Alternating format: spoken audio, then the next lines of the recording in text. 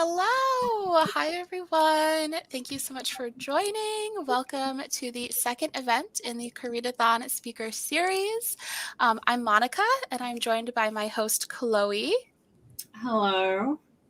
And we are your hosts for the event. Tonight, we are honored to be joined by two wonderful authors, Axie Oh and June Hur, to discuss how they weave history and mythology, Korean history and mythology, into their stories. Would you both like to introduce yourselves and tell us about your latest release? Kick it off with Axie. Yes.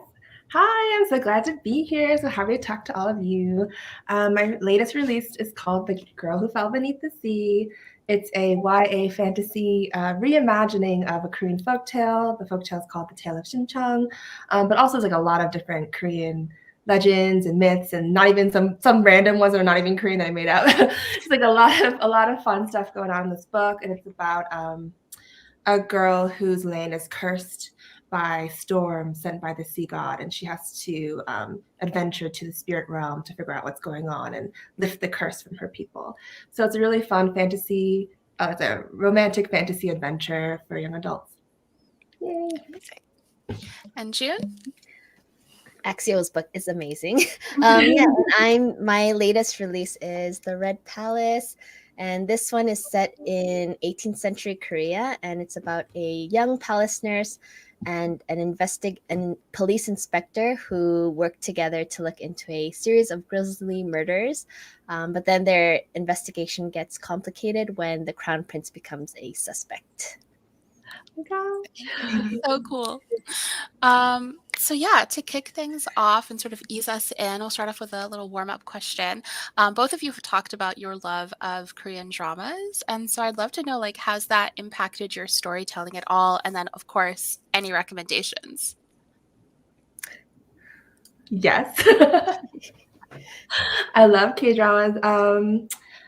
I like with fantasy K-dramas, I think there's no direct one that influenced this book, just because I think a lot of the fantasy K-dramas, there's only so much of a budget.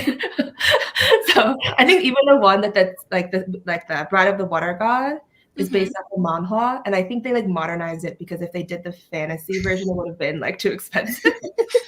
So they made it like all modern. But like for example, that drama. A lot of sageuk dramas, a lot like June and I we share a lot of favorite dramas. I love my favorite drama of all time is called Queen Sunduk, which is like, have you watched that drama? Yes. We talk about it. It's like a 60 episode drama about a Shilla queen named like Queen Sunduk, and it's so good. It's like it was from like 2008 or something, so it's like an older drama. We've talked about our love of Save Me. So good. I'm just naming dramas that I know June likes. You're taking all my dramas. I guess my answer is I don't really like no specific drama influenced this, but I love K-dramas and like the storytelling aspects of K-dramas. Yeah, like 100%. Yeah, for me too. Like I think like the really good thriller dramas, like Save Me was so good. And I think one of the mystery dramas that really influenced my writing in terms of just like the vibe, because I'd listen to the soundtrack over and over, is Signal. And it's like one of the most amazing K-dramas, but just like mystery shows, hands down, that I've ever seen.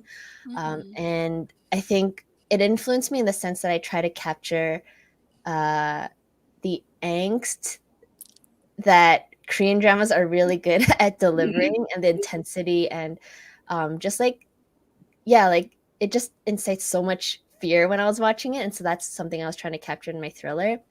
And definitely sageuk, like historical dramas, they've been a huge influence to me. So like I consider like Queen Sunduk and even like Daejanggeum, Dongi, like I consider that era like the golden age of historical dramas. Like it's still really good now, but I don't know why, but just I consider like that period as like those dramas are like Daejanggeum was like also like 50 something episodes. Yeah, they're really long. Yeah, I feel like those dramas really, like, this is just my theory, and I probably don't know much about Korean drama history enough to say, but I feel like those for me really solidified the foundation of like what a good Korean historical drama is supposed to be like. And so watching them really helped me learn like how do Koreans tell stories, especially stories set in history. And so yeah. Amazing. Could you talk a little bit more about that and that sort of like differences in how Koreans tell stories versus what someone might find in?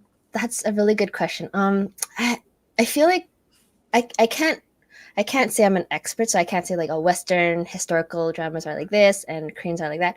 But when I watch Korean historical dramas, like there's like this wholesomeness, and I love how they focus a lot on family dynamics, and and historical dramas especially are so good at balancing intense tragedy with also humor, and that's something I really noticed as I was writing my own books. Like it's something I'm trying to learn how to balance more too, because my content could be really dark. So I think Korean dramas are really good at playing around with the joker, the jest figure. Like there's always like, even in Kingdom, like it's so dark, but you always have that sidekick who's like really fun and like ridiculous kind of. So yeah, that's my opinion.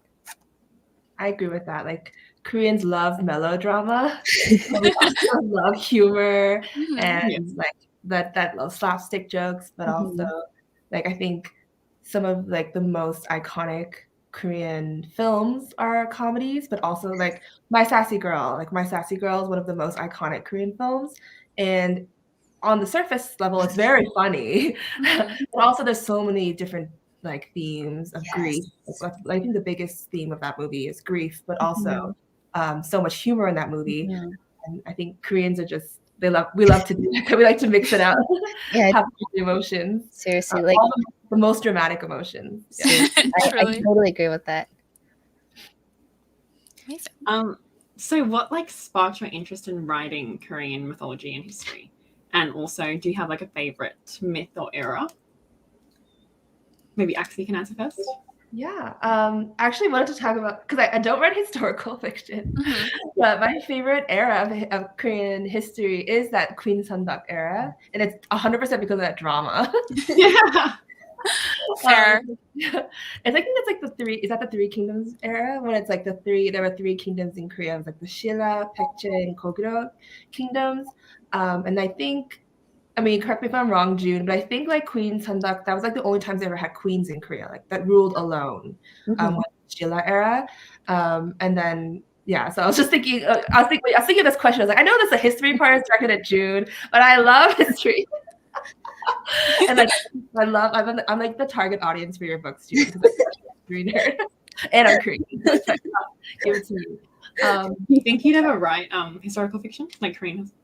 I've never written historical fiction, but I studied East Asian history in like university, like in college. Right, Lexi.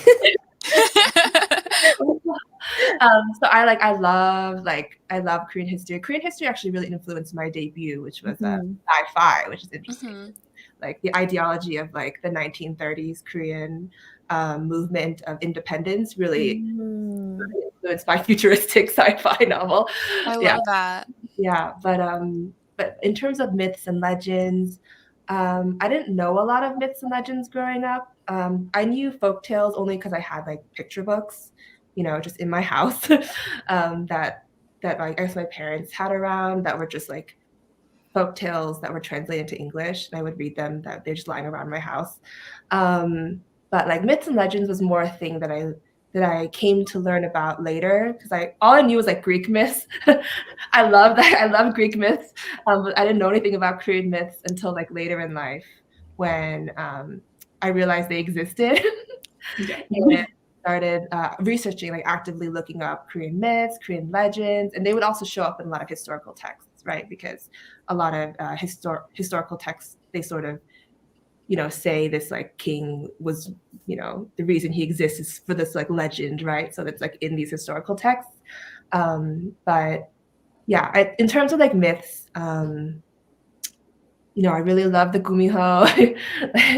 I really love, I put like imugi in my book, which are like proto-dragons. They're like snakes that if they live 1,000 years or they fight in 1,000 battles, they can become a dragon.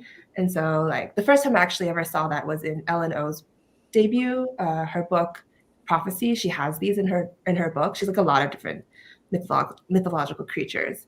But I was like, this is so cool. So I like researched more, and they exist in like, I think they're like specifically Korean too. I don't think they're like East Asian per se. Like a lot of like myths like the Gumiho are obviously kitsune in Japan, and there's also the Chinese version that was in the Shang-Chi movie. You saw Shang-Chi. I was like, oh my gosh.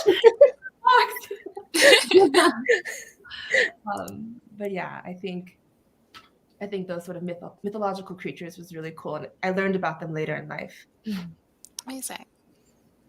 For me, I think I've always been interested in history ever since I got obsessed with Pride and Prejudice and Jane Eyre. And so for the longest time, when I went to university, I majored in history. And yeah, I don't know what it is about history, but I just was head over heels in love with just history, period. But then when the book I was working on for several years, British historical, didn't really work out. That was when I was just like, okay, let's explore different histories. And so honestly, like Korea was my last resort. I was like, oh, like fine, I'll look into Korean history. Like I love Korean dramas, but I just back then I couldn't connect that my love for Korean historicals would translate into love for Korean history.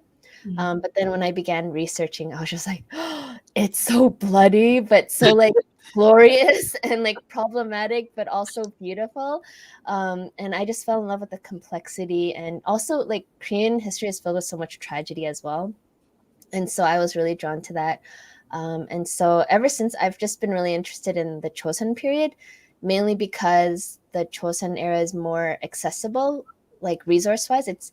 I feel like the further back I get in Korean history, it's harder to find resources. Like the Queen's Handok period, like even if I was interested in that period, it's just, yeah, like it's just harder to find researches about the Korea era. And I remember when I was like trying to figure out like which era to write about, I also read Ellen O's The Prophecy series, and I remember reading her author's note, and she was like, it was so hard finding resources about the Korea period. I'm like, okay, so it's not just me, it's so hard. So yeah, like so I think that's why just naturally I'm drawn to the Chosun period more. Yeah. Sort of going off of that, both of you do infuse Korean mythology and history into your stories. And research is something that is so hard. I feel like I felt that a lot too, in my own life, just like wanting to do this research and like wanting to learn more, that it can feel like such a hurdle to like really get deep into there, like to get below the surface level. Can you talk about what your research processes were like for each of you, and any of the hurdles that you might have faced? Yeah, I mean, I always joke that I do like no research for my book. Because I definitely think Girl is definitely on that. It's just like a fantasy. It's not really research based in terms of accuracy. Just because it's just like a fantasy. It's like Ella Enchanted, right? It's like Robin McKinley's Beauty. It's just like a vague Korea. Yeah. I don't know if it emperors in Korea, but I have one in my book. And it's just that way. But I think for me, the type of research that I love to do is sort of just because I love, like I said, I love history. So I read a lot of history books, like a lot of the resources I've heard you talk about, June. I love to read them just for fun. Like I read them and then, I'll take notes, and like a little detail here and there might find its way into my book. But it's not like necessarily, I'm not like researching a certain era or anything. What I do like to do for research is when I go to Korea, like because I've gone a couple times just to visit family and to eat. Two reasons to visit. I'll be like, okay, so I know in my book I want to like describe beautiful palaces. So I'll like go to like the Gyeongbokgung, I'll go to like different palaces, and I'll like stare at doors. The research process. But I'll like research that kind of stuff. I'll go to like the bookstore, and like I asked like when I went to the Kyobo bookstore in Korea, I asked like for a book on like like clothing, just like clothing. And then they were like, I don't know if we have that. And I was like, oh, I just want, like, even if it's in Korean, because like my Korean is very bad. I was like, it doesn't matter. At least they'll have pictures, right? So I just wanted a book on Korean clothing, but they didn't have that. But yeah, things like that. Like I try to just kind of absorb as much as possible sort of research, as opposed to like sitting down and being like, okay, I'm gonna research an era. It's kind of just trying to absorb as much as possible, and then like letting my imagination make it magical, because I write fantasy. For me, I think mainly because I was really intimidated at first to write about Korean history at all, because I like it's very like there's when I first began writing my book, like I saw a few Korean historical fiction like by Linda Sue Park. Yeah. And then the other extreme was like I see these masterpieces by like Min Jin Lee, but then I don't see anything in between where it's just like in the YA, or just like a book where it's just meant to be read for fun, like Victorian era mysteries. They're not meant to be like these masterpieces, but like I just something to read and escape with. And so, but then at the same time, like I, as a history major and as someone who has been trained to like, who has grown up noticing how intensely critical people can be of historical fiction, I think growing up with that kind of awareness made me, I put a lot of burden on myself to be as accurate as possible when I research historical fiction. And I think that's a burden that, for example, if you're writing like historical Korean fantasy, I don't think that's a burden you should take on, because I see so many like authors who are not like, who are white basically, who write about a fantasy set in like medieval England, and they just have fun, and you're allowed to have fun. But I think, you know, as a BIPOC author, we carry so much responsibility on our shoulder, or we're expected so much. And so I went in with that mentality of like, oh my gosh, if I'm not perfect, like I'm going to be like I'm going to be in so much trouble. And so that was the mentality I kind of went into my research. So I think in the beginning when I was writing The Silence of Bones, like I know enough Korean to like communicate, but back then like I was not fluent enough to research academic work. And so there was a lot of struggle. I found some really, really good resources by diaspora Korean scholars about the Chosun period. And so I still use those. But then I think the more niche my topic got, the more I had to just look into Korean resources. So yeah, like I think the biggest hurdle was just Korean academic resources is so different from conversational Korean. And so it took a lot of time on my part to really understand what it was. And then I'm like, oh my gosh, Korean is hard, but I'm like, why are you writing in Hanja? Like like what? Like I'd spend hours like being like, what does this word mean? So yeah, like so that it was a hurdle, but at the same time, there's just so much joy that comes from when you're like looking for something and you find what it is you're looking for. Yeah, so it's so satisfying. So it, in that sense, like the hurdle is worth it. But yeah, that has been my experience. Yeah. So interesting. And both of you kind of touched on like the pressures of having accuracy in your works, and it's common for authors of color to have that pressure of being authentic in, you know, historical or mythological works. That doesn't really exist for white authors. So if you could just like touch more on that, like the pressures of that and how you've navigated that, and just your thoughts on it. Yeah. I mean, I guess the two words authenticity and accuracy are a little, like I think of them a little differently. Because I think authenticity, you know, that just comes naturally. You're Korean, if you're a Korean diaspora author, if you're Korean writing about your heritage, you know, you're writing about yourself basically, right? Because we move through the world as Korean people, right? You know, you can't help it. That's what we look like.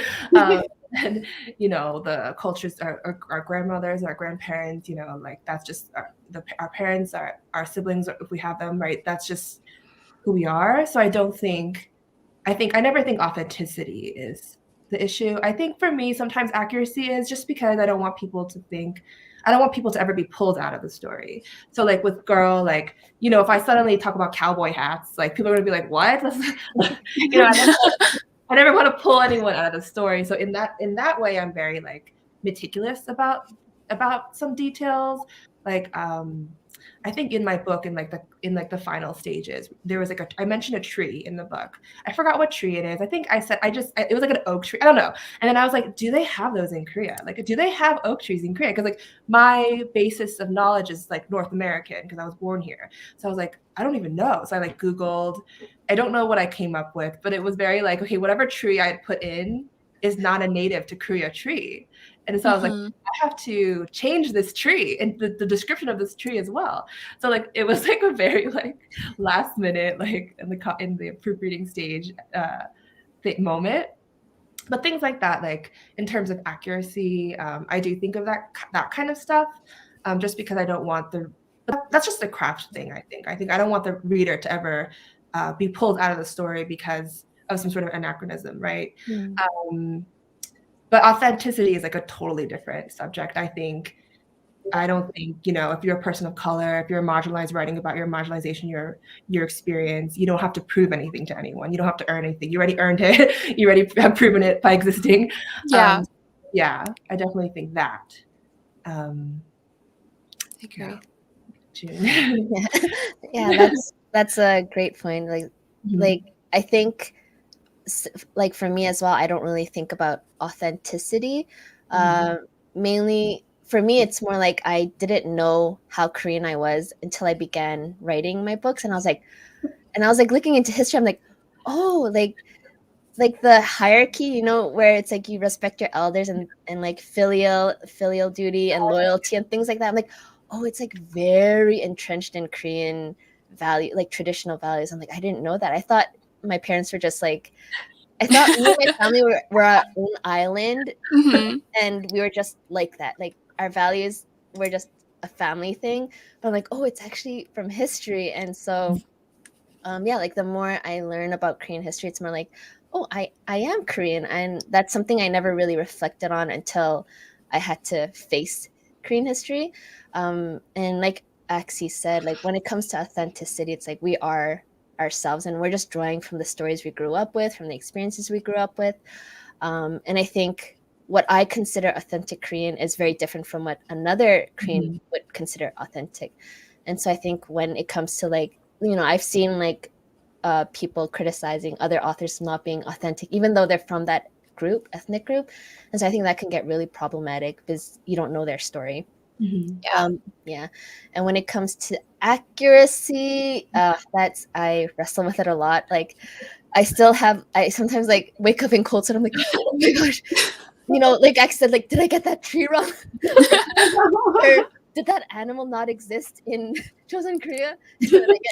And it can get really paralyzing. But I've just learned over time to be a bit more forgiving of myself. Like I look back on my first book and I see little authenticity errors. Like for example, when reader points, like in The Science of Bones, I mentioned like, oh, like the heroine wore a hanbok dress because I wanted to show like, you know, the dress is not like a dress from the Regency era. It's a hanbok, traditional Korean dress. And back then I thought, you know, hanbok, I thought they called it hanbok, but then someone pointed out, oh, hanbok is like, you know, a modern term to describe like a very, like, I think it occurred after like the Korean independence movement or something, like to reclaim the Korean heritage and be like, this is a Korean dress. And so like they never used it in the early Chosun period. And like I was like, oh my gosh. And I was like so stressed over that. But I'm like, you know what? Like I'm writing this for an English audience and like it's whatever. Yeah. Yeah, I think the authenticity, like the whole idea is can be really frustrating, even just like with talking with people. I mean, you see it like across the board. I feel like when it comes to Asian culture in general, like even, you know, you go to a restaurant or you look up a restaurant review and you'll see like all these white people who are like, like this is authentic, and it's like, what does that mean? Like it's owned by, like how do you know? And like also, what does that mean? Yeah. And it is something like no one goes up to like goes into an Irish bar and be like, oh yeah, this is like authentic. One thing during our calls, Chloe and I, when we were putting together these questions, we were talking about this event. One of the things that was we kind of kept commenting on is like kind of how unbelievable it is, or it feels to have like options when it comes to Korean fantasy and historical media, or historical fiction stories.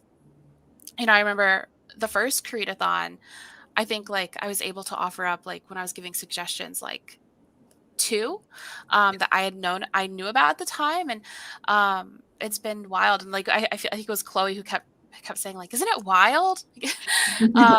And so I was just wondering, like, from your perspective, what it's been like to like be part of that wave, and do you ever think about like how far we've come even in just a few years? Yeah, I mean, like June, you were talking about how, like, when you were thinking of what was missing in YA, because we had like Pachinko, we had Min Jin Lee stories, and what was the other? I forgot what the other one. The Linda Sue Park. Oh, Linda Sue Park. Yeah. But we didn't have like no. I think you're the only Korean historical YA author. I mean, maybe I don't know. There's someone's like, what about me? That I know of, and actually, I was actually talking to Kat Cho's in our comments, and how she's like, I think one of the only YA contemporary fantasy authors that I can think of, like Korean contemporary fantasy that's writing about Korean history, Korean culture specifically, Korean mythology specifically, because obviously we have lots of amazing Korean American authors writing. But yeah, it was just like, it's interesting because I couldn't. I mean, I'm like, I love Korean stories. I'm like such a big fan. So like, I feel like I can name them all still. Yeah. So I feel like it's like really cool because we have the trailblazers. We have people like Ellen O, creator of We Need Diverse Books.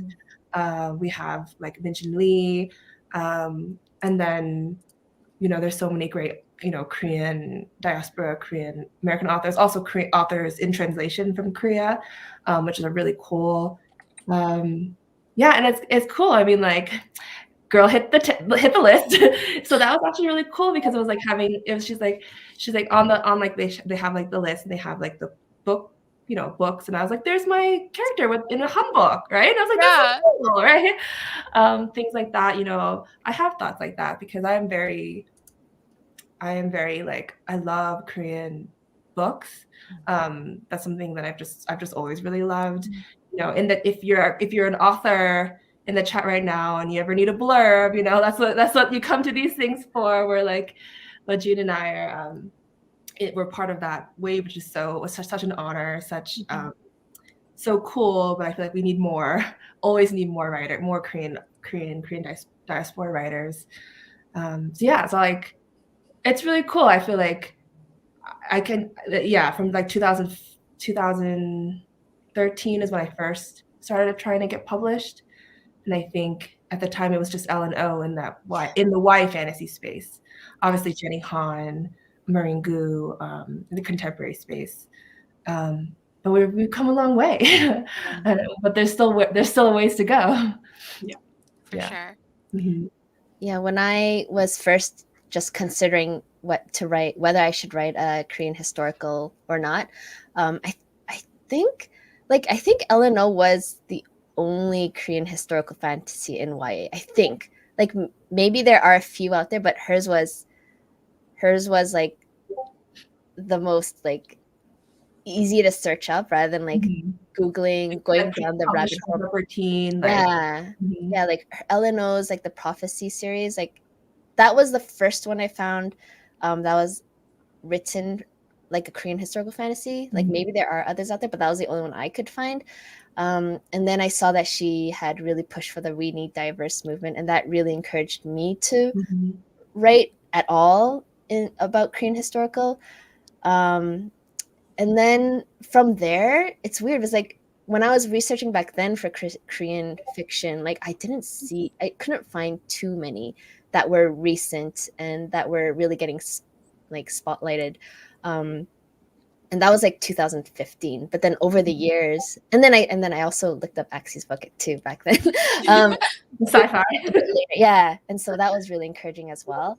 But yeah, like since then there's been this huge surge of like Korean YA literature coming into the sphere, and like I don't know if it is, I'm just noticing it now, or maybe it was always there even in 2015, but I just feel like I'm noticing so many more historic Korean literature coming out in the YA world, and it's been so encouraging, and it's an honor. But I also keep wondering, like, oh, how would it have shaped me, and how would I have changed if I had grown up with this kind of representation in literature? Because I did not grow up at all with just Korean representation in fiction. And so that's why for the longest time I had this kind of like mental block where I thought like, oh, no one wants to read about Korean history or like his Korean historical fantasy or just Korean representation in general. Like no one's interested. And so that's what I grew up thinking. But I'm like, oh wow, like it's amazing that we can create this space for Korean readers, diaspora readers, to like grow up with that knowledge that, you know, like people are actually interested in our stories. So it's been an amazing experience. Yeah, that is such a good point, because I think about like the media that I consumed when I was young and like how excited I'd get if like I even thought someone was Asian. Like I loved Snow White because I was convinced. I was convinced she was Asian as a child.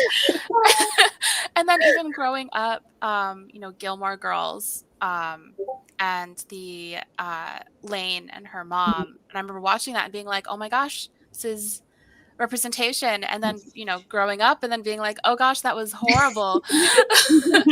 And being very frustrated with that. And so it is wild to think like I remember when I was putting together my bookshelf, I have like I always have a shelf of like Korean books. And I was like, I have grown past my shelf of Korean books, and I like had a good cry because I was like, that's wild. And just thinking about like how far we've come and how like there's now this media for like kids today who can actually see themselves in a way that's like positive, which is really exciting. And it's an honor to be with two of the people who are creating that media. I do want to throw out there that if any of you have questions, please feel free to put them in chat because we're going to do audience questions. We have one that has popped up, so I'll add that. So basically any recommendations, if someone wanted a first drama to watch, what would you recommend? History, art, dance, and history. I'm sure there's like a historical drama that There must be art and dance, right? Dance, yeah. Art and dance. That's hard. Or even just in general, one that you'd say like, oh yeah, start with this one. Yeah, I definitely think on Netflix, some of the best ones. Crash Landing on You, always a big hit. Yes. The one where she's a children's book author and she's like gothic. Was it? Oh, It's okay. that Yeah, one. it's okay not to be okay. So good, so good. Chloe, you're a big fan of that one, right? Oh, that's my favorite one. Yeah. I never realized that's what that one was about because I never watched it. Now I'm like, I should need to watch this. Yes. Oh my gosh, you need to watch it. And so she writes like spooky children's books. It's amazing. And she's like great fashion. I'm trying to think like if you like sci-fi W, it's not on Netflix, but it's like a comic book character comes to life. Yeah, if you watch W. I did not watch it. I watch it now. It's like the comic book character is Lee Jong-suk, and he's like so beautiful in that. Oh, I'm seeing some recommendations. Oh yeah, Hotel Del Luna. Yeah. So good. It's like That is a good one. Hotel of where the spirits like ghosts go after they die, and it's the IU is the main actress in that, and she's like the owner of the hotel or the manager of the hotel. I don't know what the word is, but she runs the hotel, and it's really fun. And has the best fashion. All the K-dramas have that's like the last line is like and the best fashion. Yes. I would recommend my recent obsession, which is The Red Sleeve. That's a historical, and it's about the forbidden romance between the crown prince and a court lady, and it's very angsty and really, and even like the politics is really interesting. And I would also recommend on Netflix I'm currently right. So like it's history because now like I think the 1900s or I mean like 1990s, even that's considered historical now.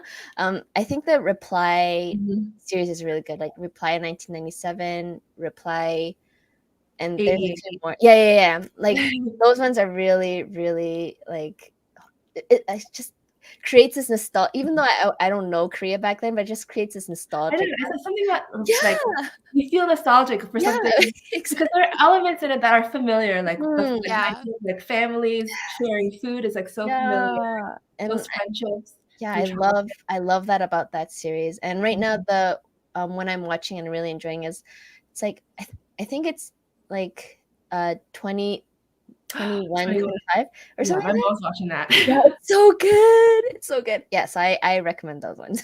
Amazing. I thought this was an interesting question. Basically about when it came to pitching your stories, and I think this could go for any book. Is there one that you had like a unique process with pitching it, or that you came across any hurdles? Yeah, I mean, I definitely want to like girl. I started querying this book. I subbed it in 2016, and it was like across the board rejections. And we subbed it like it's just like literally the same. It was the same kind of. It was just exactly what it says it would be. So it's not like the pitch changed. I think it was just the climate was very. I definitely got rejections that were like, we just bought a Chinese fantasy, so we're not even going to go with your Korean Hate fantasy yet. So I think in that terms, it was hard to pitch it because I felt like I was pitching it in a climate where it was like, if if there could only be one, and it's not even one Korean, it's like there could only be one Asian. And even then, I got feedback that was like, it's too niche, like there's not a big audience for it, or it's too quiet. And I was like, okay, I guess. I mean, it was hard. Like 2016, like, what do you know? You only know what you're seeing on shelves. And I wasn't seeing, Korean fantasy, Korean historicals on shelves. So I was like, okay, that makes sense. It's not marketable, I guess. Which was wrong, obviously. Yes. But then in 2019, I think after like Kat's book had come out, a lot of like Elizabeth Lim's books had come out, like these amazing fantasies that starred Asian protagonists. And I think it was a better climate to go out and sub. So it did sell in 2019. And I think, but the pitch stayed the same. Like the pitch never changed. I think it is just the publishing changed, still needs to change, still needs to open doors. So I definitely think that was the hardest is thinking everyone else is wrong. Yeah, that's very accurate, and it's sad to like hear that even today, like you'll have people who are like, oh, we already have this other like Asian piece of media, and so we're good. Which is always really frustrating. That like sort of view of Asians as like a monolith. Yeah. I'm actually curious to know how, like, did you ever feel discouraged when you heard things like that, and how did you overcome that and like continue to keep fighting for your book? Yeah, I mean, I definitely think I'm very stubborn. Whenever I heard something like that, I was like, well, you're wrong, because I know how much I love, K-dramas. Yeah. And I know how much I love Korean stories. Like I like devoured Eleanor's books. Like I devour Kat's books. Like, I know how much people want it because like I want it.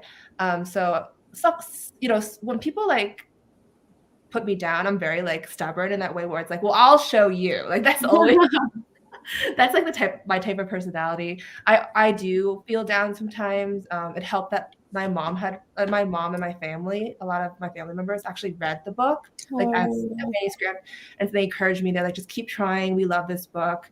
And my critique partners, like they're so encouraging. They're like, that's why if you're a writer and you feel discouraged, like get your critique partners. They'll hype you up.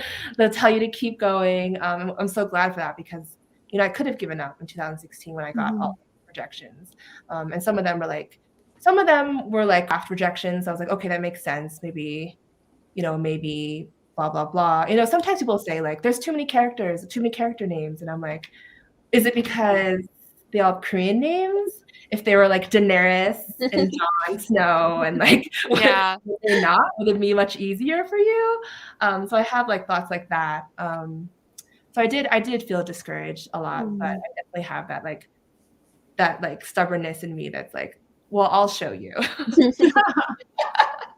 That's very good to have in publishing. Yeah. You need that. Yeah, definitely. I think the climate, for me, when I was publishing my first book, my pitch was actually pitching The Silence of Bones as an adult fiction when I was Korean. And then a lot of agents were kind of saying like, you know, they were interested, but they didn't know how to position the book, because I think when it comes to when it was in the adult market, we have a lot of like masterpiece literary Korean fiction, like family sagas and just about exploring Korean identity and stuff like that. But then when it came to just like a fun but dark mystery that wasn't really about Korean identity, it was just a mystery exploring the history of that period. Like there weren't too many to use as comp titles in the adult market. And so when I landed with my agent, Amy Bishop, she was actually the one to pitch to me, like, would you be interested in marketing this book as a YA fiction? Because, you know, Sol is 16, but but I did write it for the adult market, so it is a bit darker and heavier. But then we talked about it and we're like, you know, teens are very resilient. Like if a book is too dark for them, they'll put it aside. They're good at self-censoring. And so I was like, you know what, like I was open to it, but what really resonated with me was when she said she wished she'd read this book as a teenager. So we pitched it as a YA book. And so that's when, my editor was interested. So she offered. And so, yeah, like, I think the hardest hurdle was like figuring out like whether I want to pitch it as an adult book or as a YA book. But I feel like YA is in a place where they're very like, maybe I'm wrong, but like I feel like they're very advanced. Like they're a step ahead from like the adult market where they're really pushing for diversity, and so there was more space for my book to thrive in as opposed to like the adult market at the moment. But yeah, I could be wrong, but that's what I felt. We have another question here that I thought was interesting. So this one is in reference to The Silence of Bones, I believe. So it's cool to learn that Lady King was based on a real person. But I'd love to know this from both of you. Are there any characters in history you'd like to infuse in your future stories, or even that you'd just like to read about in someone else's stories that you haven't yet? I would love to read like a Queen Sunduk, but like Cersei style. Very historical fiction. I would love June, write that for me. I'm so scared of that period. You write it. You write it. For me, I think probably Prince Sado's son, Chongjo. Like I briefly mentioned him in The Silence of Bones and like briefly in the Red Palace. But after watching The Red Sleeve, and he's like the main character in The Red Sleeve, I was like, oh my gosh, he's so complex and so tragic. I'm like, yeah, what must it be like to grow up as the son of grow up as a prince, and yet your father was a criminal, executed as a criminal. So I would love to see him in a future book. I'm not going to write it, but I would love to see it. I would also love to see that. I'd also love to see, I don't know if you guys ever watched the film The Last Princess. Oh, yes. And I know it's based off of a book that's in Korean, and I like desperately want it translated to English, or for someone to like write that here, but that's my dream. I'm always looking to see if anyone's working on it. What's Anton Hur up to? I know, right? I did see another question. Oh, here's one. So what are your hopes for the future of Korean representation in media? And I think this is a good one. What are the most important steps for allies to take in support of these goals?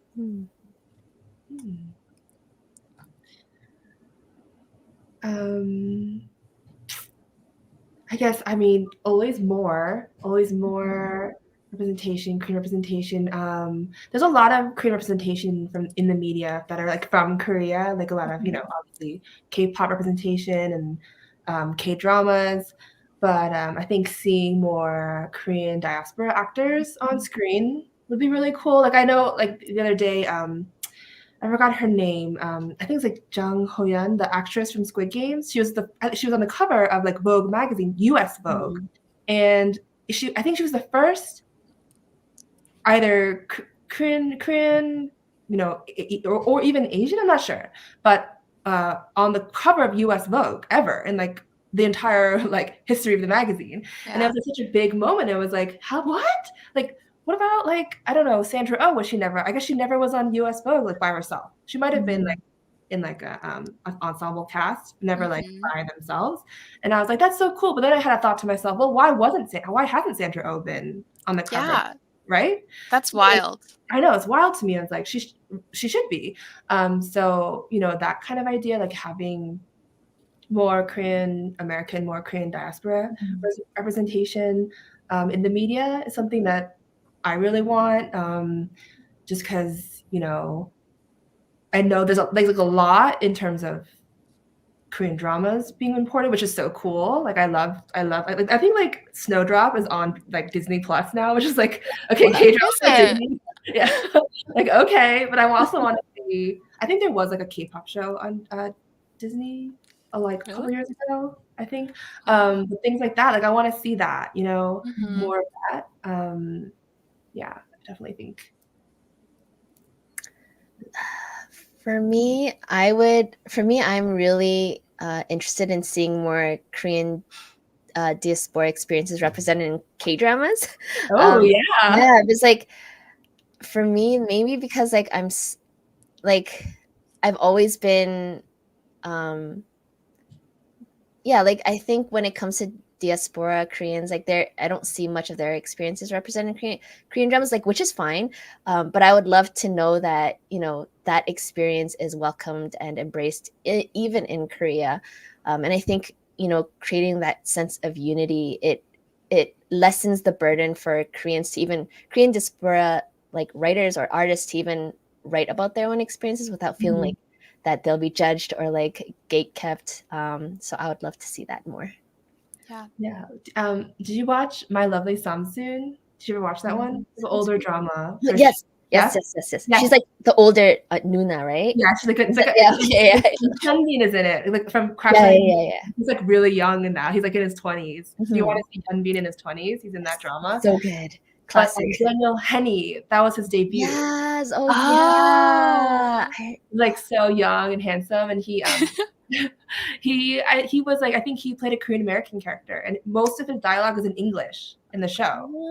He didn't like speak that much Korean back then, so I remember being like, "This is so cool! I don't have to like read translations for his parts." And it was like a major K-drama. Yes, more of that. Yeah, more of that.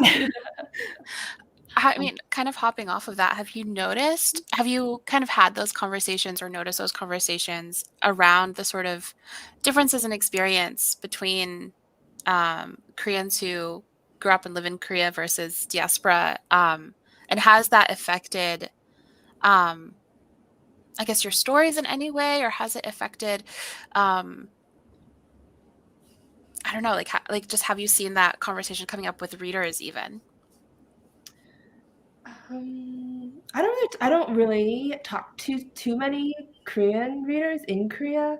There's things like when I visit Korea, like I like have a face that's like I think very common in Korean face. So whenever I go to Korea, people ask me for directions. It's like a common thing. And people like my friends have witnessed this for me. I'm like, I don't live here. I don't know anything. Like people ask me for directions. But I have that experience where it's like my Korean is like I can communicate like to children. But like if we're gonna talk politics, I'm like I have no idea what you're talking about. But I definitely think I'm very Korean American. Like when I go to Korea, it's funny because when I visited last time, like all of my relatives were calling me like like author. They're like, I guess it's like really respected to be an author. Takanim, right? And I'm like, wow. It's like, I'm like, what does this mean? And then I watch those K dramas, like what's that one that just came out a couple years ago that was about publishing? The Oh, bonus bonus book. Yeah. I was like, are they like this? They're like so well respected. Like in America, I just feel like a bum. Like we're like trying so hard for respect, but in Korea, like I think authors are really well respected. At least in the dramas, and then in my family, I don't know about like just everyday life. But yeah, I don't have as much contact with Korean readers from Korea, so I don't know. But I like know what it's like to be Korean American and visit Korea. I remember like I met a friend, like a pen pal for the first time, and she was like giving me like one word answers and everything, and then she was like, "Oh, what year were you born in?" And I told her my year, and she's like, "Oh, me too." And then she was like, Yeah. and I was like, "Oh, I get this." Like she felt uncomfortable because she wasn't sure if I was older or younger than her, so she was like giving me like monosyllabic answers. And then once she found out we were the same age, she was like, I'm gonna hug you. I can like curse at you. Like we're fine because we're the same age. And I was like, that's so interesting because that wasn't really a thing that I grew up with. Yeah. Things like that.